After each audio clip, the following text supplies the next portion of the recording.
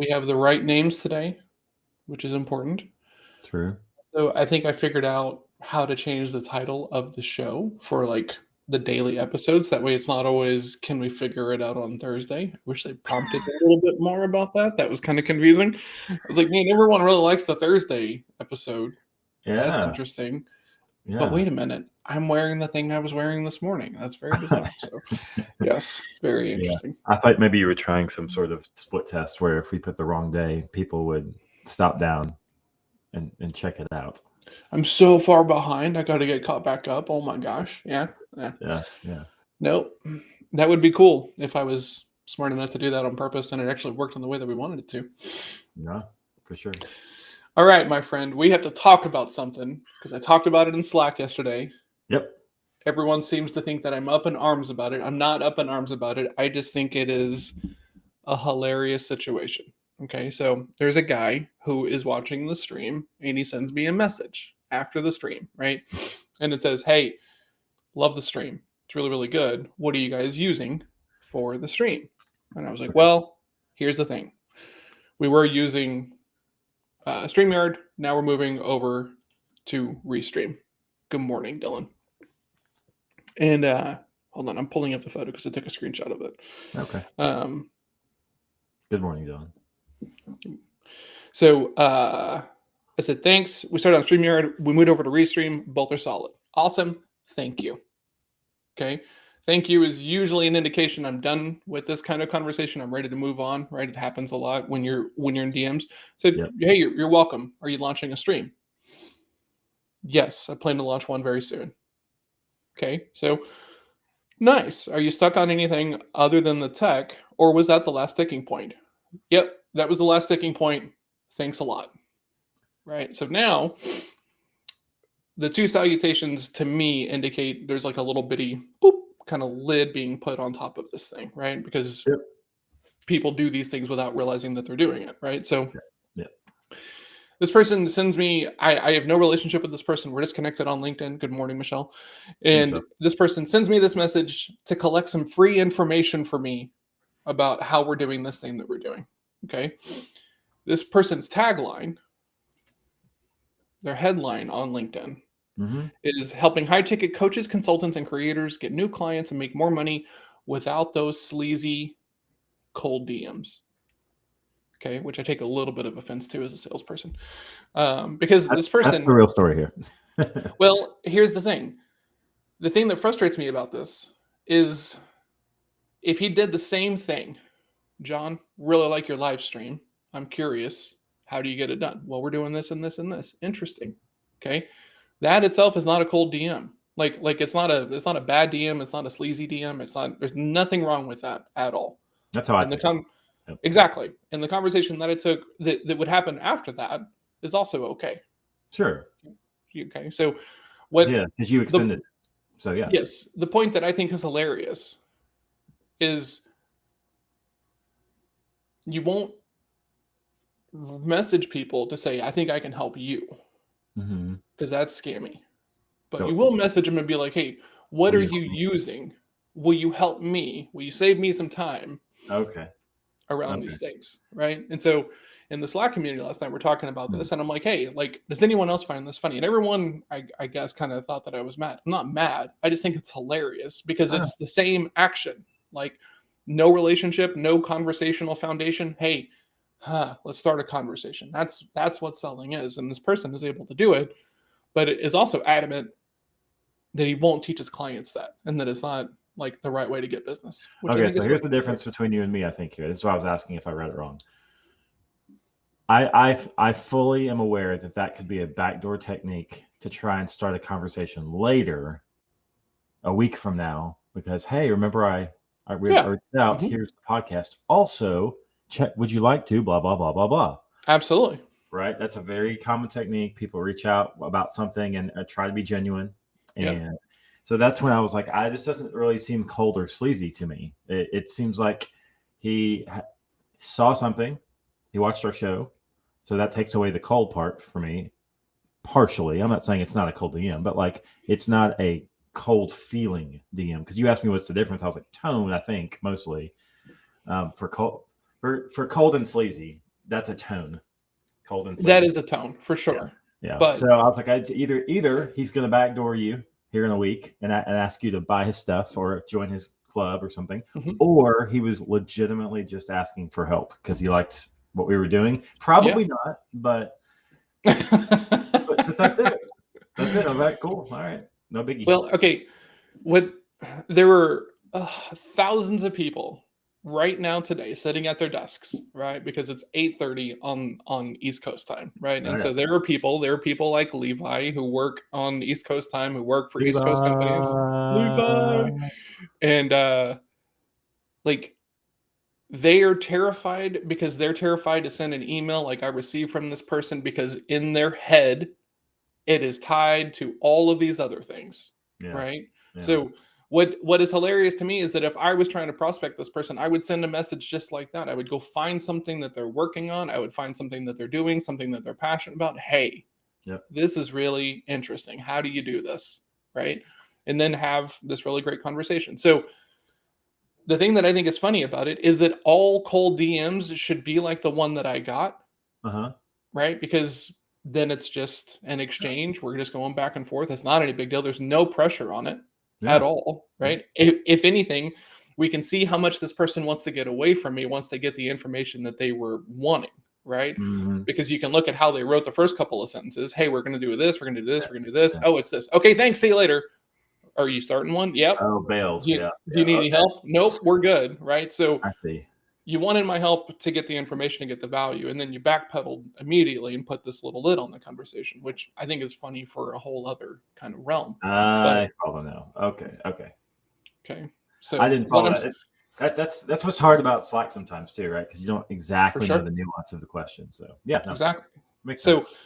like, if that person was able to do that to me and other people who were doing live streams, like, oh, there's your outreach. I love your live stream. How do you do the tech? Well, we use this. Oh, that's super interesting. Have you had any problems with it? Nope. Oh, okay, cool. Like, what else? Like, find something to talk about in that kind of situation, build a relationship, and then you'll have like pipeline. You'll have opportunity there. So the extension I probably would have done if I were on his side, even if I wasn't trying to close you. But you and I are both like to network, which I think is a good thing. Yes. Because you never know where those relationships are going. I would have taken the additional time to answer your questions and probably led it a little differently, and said, oh yeah, it's going to be about this. I would love if you would check it out when it's done. Do you mind if I drop a link? Because you asked me about what it was going to be. Yeah. You open the door. Great. Tell me some stuff. Let's get to know each other a little bit. And then there's actually potentially an opportunity to have a real conversation about other stuff moving forward. Now it feels weird. This person just reached in and they were like, hey, I love what you're doing. Can I just have this one thing? And then they ask their question. I give them the information. And then because I am myself, I'm curious. Hey, what are you doing? I would love to help you out. I've done some of this stuff. And like, I don't even. That's exactly what it's like. Like, I don't even have an offer about helping people launch a live stream. That's Gabe the Stream Tornado, right? So like, it was just odd, right? This person had no compunction at all about reaching out, trying to collect some information from me that helps them, but wouldn't stand to do it as a business building activity, which is astounding to me. Yeah. I get lots and lots of those. Lots of this. Yeah. So I think maybe that's why those just wash over me now because so many people do it. It's just like, okay. Well, and so that's really the thing that outreach is about, right? Is you're trying to jumpstart a relationship so that way you can have a conversation with a walls down thing. Because I was thinking about something we talked about on the show yesterday. We were talking about that one guy who goes, well, I accept all cold calls because I'm in sales. I'm always looking to see how other people do it, right? Well, here's the thing. I know lots of people who do that. And there's a big difference in your mindset when you are auditing versus when you are just interacting with something, right? So these people who were like, and I even wrote this over here on my whiteboard because like I was so interested about it. Yeah. Okay, let me hear it. What do you got, Pipsqueak? What do you got, young one? Go ahead and lay it on me, right? You're not in a situation where you can really like be in the, it is a lot harder to crack that emotional nut when you are lording over this thing like, oh, well, let me just look down at your sales pitch and it's garbage, but I didn't really need this, but keep trying, Junior. Like you're in a different spot then. Yeah. What do you mean by that? Yeah. Like, these are different, complete thought processes and mental stages that we're in. So all these people who were like, well, I listen to all these. So no, you don't. You don't, right? You Not audit really. them, Yes. which is Yeah. not the same thing, right? You're just picking them apart, right? So that rattled around in my head Yeah. most That's a of the day good point. yesterday. That's a good point because Okay. the purpose is not to when you answer these phone calls, I don't answer the phone calls because I know it's a sales pitch and I'm not interested. So I might even get on the phone. And Yes. they're interested because they're going to actually put on their surgeon's gloves and Exactly. go to work. Yeah. So completely different. Very, very, very different. Okay. Yeah. All right. So I want to talk about that. Okay. I just thought that was interesting. Now, below this are things that I hear on Okay. my outreach because All right. we're working in public, right, if you will, on this Yeah. live stream. Okay. So Yeah. these are some things that I hear from people who are not aware of what the thing is. Okay. And then this thing over here are people who are aware but are still not sure that they need a coach. Okay, so these are kind of like two different stages in how I think about it, right? So in this list here is we're referral only, John. We're not even salespeople. How do you get those referrals? Okay, whatever. Exactly. I'm a marketer, so I got to be good at this. I hear that one all the time. Explain that one to me further. I'm a I marketer, couldn't. so I have to be good at sales. Yes, couldn't do it. So are they equating the fact that they're good at marketing with that they're already good at sales? Oh, this is every marketer I meet because since they understand like concepts around targeting and psychology and stuff, like Okay. So I'm marketers are understanding you correctly. marketers are the Wow. worst avatar to try to sell to, in my opinion, because everyone that I reach out to, hey, I might be able to help. Oh, you need to fix your targeting, bro. I'm a marketer. I'm so good at this. Do you know I'm smashing deals over here? Like, I don't even need to sell people. Like, I just show them like, it's egregious. It's terrible over the top. There's the We're hitting marketing our bro. goals. Yeah. We're already hitting our goals, but don't share what the goals are or what kind of timeline you need to hit them. Right. And I'm that's not a a deflection, right? salesperson. It is a deflection. Yeah, it's a smoke screen. I'm not a salesperson. I hear that one all the time. We talk about that one all the time. I'm busy, so I got to be fine. I hear that one from people all the time. Okay. Okay. Which kind of is similar to the one above about I'm already hitting my goals, right? Kinda. Yeah. They think Absolutely. it is. Yes. They Okay. do think it does, right? Okay. All right. So the next one is I don't need sales coaching. I just need better leads. I hear that from people all the time. There it is. There's one. And then the last one is okay, and this is a variation of the same thing, but I think it's different, right? Because like I think these people are actually closer to awareness because they say, John, when it's a good conversation and they're the right fit, the conversation is just easy and it closes without a hitch. I just want more conversations like that. I don't want to be a salesperson, right? And to me, these are different things because these people are understanding that not all their conversations go smoothly and stuff like this. So they understand that there's a quality difference between some of their conversations. They don't understand that being the salesperson, they're in control of at least 60 to 75% of that vibe in that sales conversation. They just don't have enough knowledge and awareness to do it well, right? So and then the last one is I just want a script, which I do hear from some people. Interesting. Now, later on, right, I get, well, John, sales is all just right place, right time. It's all just luck. Wow. Yeah, I hear that from people all the time. Yeah, it's just not true, right? No. I do. This one I had to rewrite a bunch of times, okay? And I'm going to come back to it. It's the last one, okay? Some people are like, John, I don't want to force people. I don't want to talk people into stuff that they don't want. Okay. I've had people who I've worked with a little bit have told me that they've never felt comfortable looking at other sales stuff because they felt that everything else was like trying to force them to be something that they weren't, right? So the thing that I have here, they never feel comfortable even with the elements that they started out looking for, right? A sales script, right? And things like this. They get it and they look at it. And I've heard this from one of my clients and he goes, I'm just looking at this and realizing like, I'm not ever going to be able to do this on a phone call. Right. So even when they're getting these things, it's still not curing the problem. So the last one right here is they don't want to be seen as a successful salesperson, even successfully. Say that a different way. Even if they were closing $1 million a year, but they had to carry the label of salesperson, they still wouldn't want to do it. They don't want the label of salesperson. They don't want the label of salesperson. They don't. Okay. They can't tie a version of like a business person that's worth, I guess, leadership and following and everything else like this if they're also a salesperson. It's a sub role in business for some people. So what's interesting that I'm finding a trend here, and this is a good thing, is first off, John did an awesome job thinking from the position of the person, not his own thoughts, right? Like those are thoughts of the person. Yes. These are every one of these things are things that I've heard in my outreach. These are things that people tell me that they don't even want to have a conversation because these are the rebuttals for my like reaching out.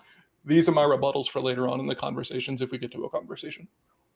I think what's really interesting is they're in two big buckets of excuses from what I'm hearing is mindset and tools. Mm-hmm. So like you have a mindset issue of some sort over here and they can come out 3, 4, 5, 6, 7 different ways. Or I don't like scripts. I don't like your script. I don't like that person's script. I don't want to use a script. Like there's all these kind of tool issues, but which are probably mindset issues, right? We all know. Yes. But it's that they start those places. And so there's two big objections that you're dealing with over and over, just different flavors of it. So that's an interesting trend. Because some people, depending on what you sell, there are 4, 5, 6, 7 different categories of objections sometimes. Yep. But I guess that makes sense for a service, particularly one that's IP, that it would mostly be mindset. And then tools they're using currently versus what they might use against you or for you, you know? Yeah. Well, I mean, the hard part, how do I say this the right way? Everybody wants the wrong outcome, right? Just like, well, exactly.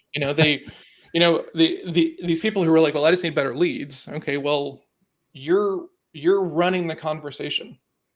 You are the only person who is responsible as to whether or not a lead is good or not, right? And if you don't put in some effort, you can, oh man, absolutely not. Absolutely not. Don't even shake your head like that. Well, no. I mean, I see what you're trying to say. I'm just semantics because we're always doing this kind of sales marketing back and forth. Is marketing can send you crap leads. That is a thing. Well, hold on. Totally. As this is like you're saying, 75% on you. Exactly. 100%. Right. Yeah. Salespeople and marketing people always kind of fight inside of like bigger organizations. And I will tell you that most of the marketing leads I've gotten over my career have not been as good as the leads that I've sourced on my own. Right. So but it's a bigger bucket that you're pouring. Yeah. Exactly. So when you're outsourced, you're going right after what you want. Absolutely. Right. I'm sharpshooting. Right. I'm not going out there just trying to talk to any human with a breath and a pulse. So, but the main difference I'm saying though, is someone who is an attuned or aligned marketer will bring better leads than someone who's just I'm new or I'm a bro marketer or I'm trying out some different things or I've never talked to the customer. I'm just going to make some assumptions. There's going to be a vast difference in those type of leads. So I can empathize with the salesperson who says that the leads aren't good. I'd be happy to look at the leads. That's great. Let's have that discussion. But then you still have to do something with the ones you're getting. So let's talk about that. Exactly. Yes. Right. Like there's so much to this idea of you need to be able to like detach and qualify this thing from a black or white standpoint because qualified is a black or white thing. Like you don't get to be like, okay, well, how was that lead? Well, it didn't feel good. Well, you're not helping anybody in this situation. What made it feel bad? Were they unaware? Were they resistant? Did they not have these issues? Right. Like you have to be able to quantify it and talk about it in like a very tangible way. Almost that way you can like check a box, right? Are they making $2 million in revenue? Oh, they are? Bloop, bloop. You are now qualified. You get to go to the next stage. Okay, cool. How many decision makers inside of your organization? Oh, there's about 7 of us. Okay, cool. 5+ decision makers. Bloop, bloop. Like you can make it black or white. You just have to put the effort into it, which means saying no to things that don't fit that lane. And that is the cognitive like wall that people deal with. Well, I can make this thing fit. Stop. You wouldn't be trying to make it fit if it was purely marketing driven. You'd be okay with the drop-offs. Salespeople should be doing the same thing. Commission breath. That's the thing, right? It is. It is very much commission breath. Yeah. So Daniel Bennett says mindset and tools. Sounds familiar. Yes, Dan is Dan is especially prime for this conversation, right? Because he helps people with story and video, right? And so these people come to Dan, and Dan is one of my best clients. He designed the cover of my book. He's drank the stuff that we're talking about here, so he lives it. But he's like, he helps people with video, and everyone just is like, okay, cool. How do I do uh how do I do a jump cut, kind of thing. And it's like, it's not about the jump cut. You can make a jump cut to anything. If you're not telling a compelling story about why that jump cut matters, or in the grander scheme of things, no one's going to watch your boring Right. SaaS product video, because Right. essentially they're boring webinars if you do them the wrong way. So Yeah, and I worked with videographers for years and years and years, and particularly some of my favorite ones are the ones that understand the creative part, but also get the framework of a story part. Because yes, I've worked with some pretty creative videographers with some horrible business videos because no one could follow what was going on, yeah, and no one ever wanted to take any action, but they might have clapped at the end. Like, that was an amazing video, yes, but I exactly. still have no idea what you guys do for a living. Mm. I have no idea what you want me to do after this. Yep, So yep, yep, very good. man. So just about everything comes down to mindset and tools. Like, at the bottom of every foundational thing, like, you can't show me anything in business that doesn't require you to potentially think about it a little bit differently than maybe the way we're geared to think about it out of the box. Like, from a marketing standpoint, you don't really care how big your list is. You should care how big your engaged list is. So if you're sending your email to 1 million people, but 10 people open it, you don't have a list of 1 million people. No. You have a list of 10. Like, MQLs. That's all you care about. Marketing qualified leads. yeah. That's Like, it. What are the people that are engaging with my content more than once, that are downloading things, that are moving things along down the path? yeah, but so that's one of my favorite mindset shifts to talk about, because it's one of the easiest ones to encapsulate. You can choose to be like, oh my God, I have 1 million-person email list. Oh my God. And then you're going to be mad every time you try to launch something on this thing, and you're expecting 900,000 opens and clicks and everything else like this, because once again, every one of these tools is going to show you how many people are actually opening and reading your emails, engaging with them and stuff like that. So don't build yourself onto this plateau of emotional kind of letdown. Work with reality. Not every deal is going to close. Okay. So find out early if it's going to close or not, and save your time. Don't focus on like the big thing, focus on the number that matters. It's always a different data point. But like, mindset is, it's fragile the first time you hear one of these things. And it's like, oh yeah, I should really think about it that way. And then you go open your email software, and it's showing you the numbers that they want you to focus on, right? It's going to be harder to focus on the numbers that you were just told to focus on, right? Yeah, that's where the reinforcement of this stuff comes into play. Good selling is not about trying to force fits, it's about alignment. I tell people that, and I'm going to have to tell them that 1,000 more times to kind of just let that get sunk Yes. in a little bit deeper. Sprint So, to a no. Sprint to yeah, a no. sprint to a no. Sprint to a no. Absolutely. Let's do one thing. So I got about 5 minutes. Having 8 o'clock this Yes. morning. Let's take one of those subjects, and you know about this website, but I don't know if everybody here knows necessarily. Answer the public. Yeah. Answer the public. Yes. I would love to take one of these subjects and just drop it in here real quick and see what comes up, and we can show everyone some results and see. Let's do it. A couple ways to do this thing. So pick one that you're particularly amped to write about. Referral only. We'll just start at the top. Referrals. I'm just going to start with referrals. Okay. Here, let me do this. I forgot. I got to show my screen. I was just off to work. You were already 7 Reddit threads deep, and you might have to give me permission, because when I go, here, go share screen. Okay, there you go. This is a great tool. So for people who don't know, while Jake is pulling this up, that this is a tool that shows you what kind of questions and prompts people are searching for around keywords that are important to you. So let me turn this on so we can see Jake's screen. So, oops. One more time. One more time. Okay. So answerthepublic.com. There is a free version. You get so many searches a month. So it's really nice. The best way to do this is to pick a 1 or 2 word phrase, because you can go nice and wide, but essentially there's a visual tool that shows you, based on your first phrase here, it puts prepositions around it and brings you around questions around that subject. And then literally it gives you, based on, it's kind of hard to see, I know, but the darker green the dots, the more searches there are. So it gets lighter. And so there's multiple ways it does this. It'll say, here's by prepositions, here's by comparisons, great for sales conversations, alphabetical. But as you can see here, right, that a 2-word phrase is always easier because you can get a little bit, down deeper into probably sales referrals might be a better way to have written this, as my search. But the point is, if you go type it in a couple times, you'll just get your search results and you'll be able to see, is this good for me? But let's just look at R. Are referrals free? Are referrals needed for Medicare? See, so I need to be more specific probably.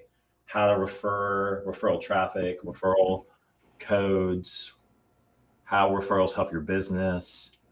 That's a little closer. Anyway, so that gives us a little bit of idea of the tool to understand that if we were to try this probably 2 or 3 more times, we could get something a lot more specific to sales. And then you would literally have 100 different subjects here to consider, or questions as part of a title for a blog article or a video or a subheading or something like that, because that's going to be good for SEO. And it's literally the language people are using, typing in about the question that you want to answer for them. So that's, I use this probably once a week, just because if I think I know something, I go here and type it and make sure I'm not just assuming I've got the right question or I've got the right stuff. I feel that. So I know about that tool and I'll use it occasionally. I don't use it as like a standard kind of starting point, right? But yeah, it's just a check for me. Yeah, I think we need to put like sales referrals maybe or something like that to get a little bit more targeted. For sure. All right, so you got to go here in a second. So Dan says sales equals alignment. Dan has been brainwashed by me. So, yes. but yes, it's true, right? Like, that is just true. And then let's see. This is similar to Gavin Owens. Yeah. I think he was a pretty big inspiration piece for this. He's a psychologist. Okay. So it's social psychology. Yeah. This is actually the group here. I think they're a Swedish group that created. Oh, interesting. Yeah. Didn't know that. So, fantastic. Okay. All right. So, what's my homework? Yeah. Marketing. So something like this. Now, I'd really like for you to get really specific on the ones you want to write now, because you have the list of ideas, right? Mm-hmm. Oh, nice.